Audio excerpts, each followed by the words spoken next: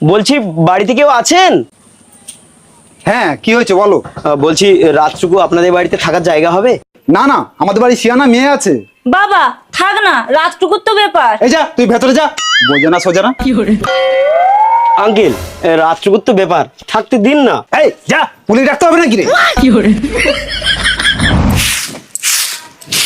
বৌদি, বলছি আমাদের বাড়ি তো অনেকটা দূরে, আজকে রাতটুকু থাকার জায়গা হবে? না না, আমাদের একটা খাট, তাছাড়া আমার স্বামী বাড়িতে নেই।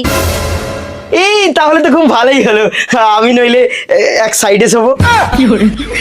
হতচ্ছাড়া, আমার ঘরে একটা আইবুড়ো মেয়ে আছে, সে ওই খাটে ঘুমায়। প্লিজ প্লিজ বৌদি, আমার চরিত্র খুব ভালো, দরকার পড়ে আপনি শোয়ার সময় আমার হাতটা বেঁধে দেবেন। দেখি তো ছাটাটা।